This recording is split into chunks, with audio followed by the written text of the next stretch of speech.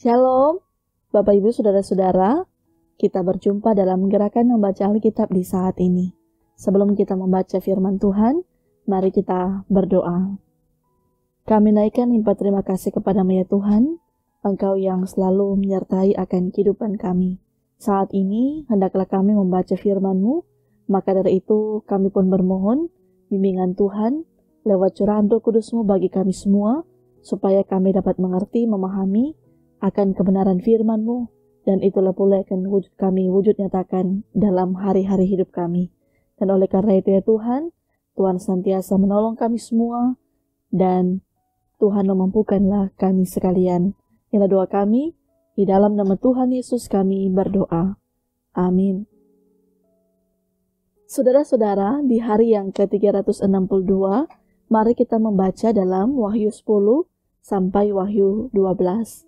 Dan aku melihat seorang malaikat lain yang kuat turun dari sorga, berselubungkan awan dan pelangi ada di atas kepalanya, dan mukanya sama seperti matahari, dan kakinya bagaikan tiang api. Dalam tangannya ia memegang sebuah gulungan kitab kecil yang terbuka. Ia menginjakkan kaki kanannya di atas laut dan kaki kirinya di atas bumi.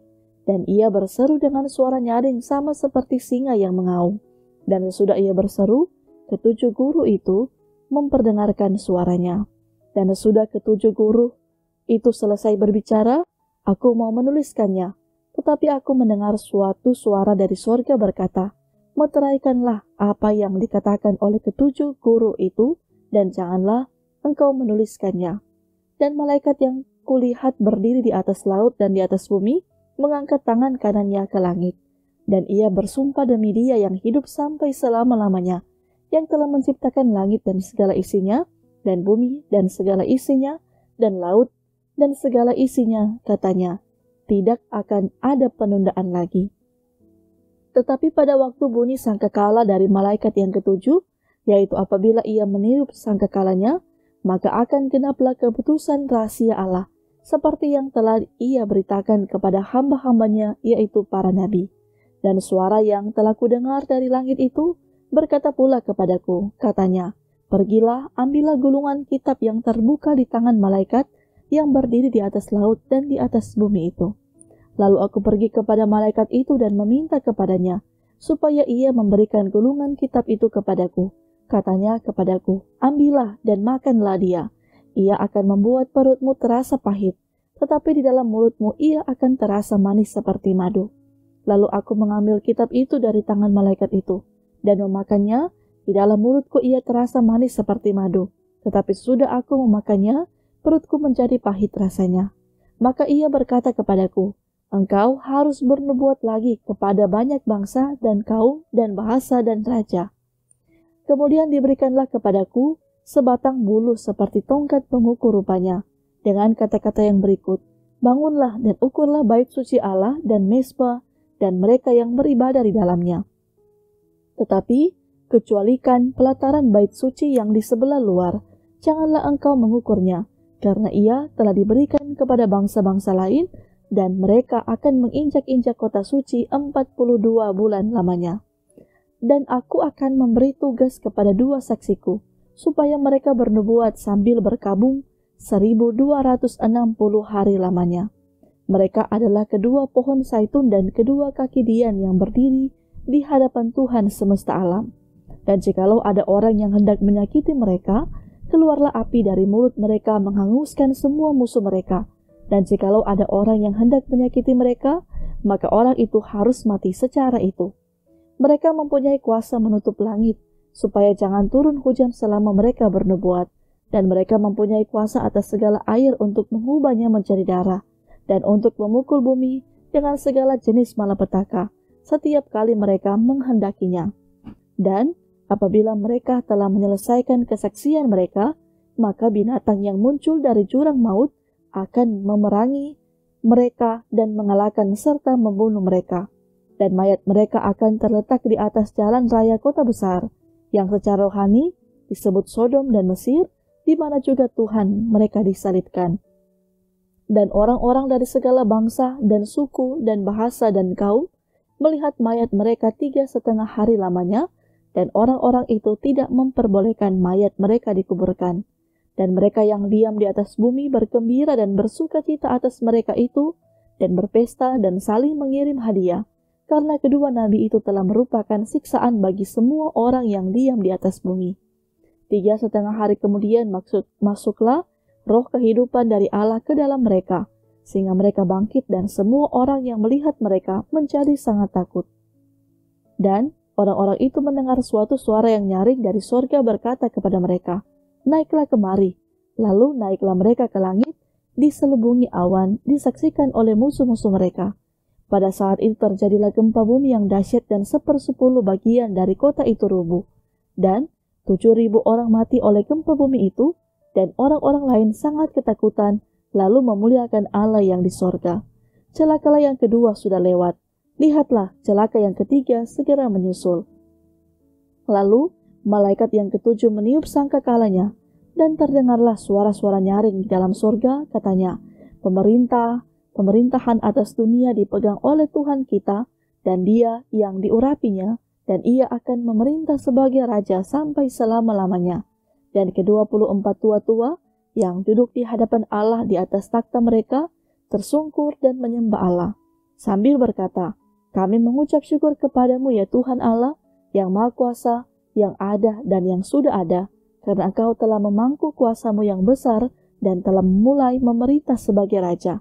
Dan semua bangsa telah marah, tetapi amarahmu telah datang dan saat bagi orang-orang mati untuk dihakimi dan untuk memberi upah kepada hamba-hambamu, nabi-nabi dan orang-orang kudus, dan kepada mereka yang takut akan namamu, kepada orang-orang kecil dan orang-orang besar, dan untuk membinasakan barang siapa yang membinasakan bumi." Maka terbukalah bait suci Allah yang di sorga, dan kelihatanlah tabut perjanjiannya di dalam bait suci itu, dan terjadilah kilat dan deru guru, dan gempa bumi dan hujan es lebat. Maka tampaklah suatu tanda besar di langit, seorang perempuan bersebelungkan matahari dengan bulan di bawah kakinya dan sebuah mahkota dari 12 bintang di atas kepalanya.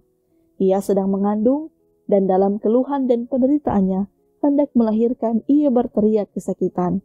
Maka tampaklah suatu tanda yang lain di langit, dan lihatlah, seekor naga merah padam yang besar, berkepala 7 dan bertanduk 10, dan di atas kepalanya ada 7 mahkota, dan ekornya menyeret sepertiga dari bintang-bintang di langit dan melemparkannya ke atas bumi. Dan naga itu berdiri di hadapan perempuan yang hendak melahirkan itu, untuk menelan anaknya segera sesudah perempuan itu melahirkannya.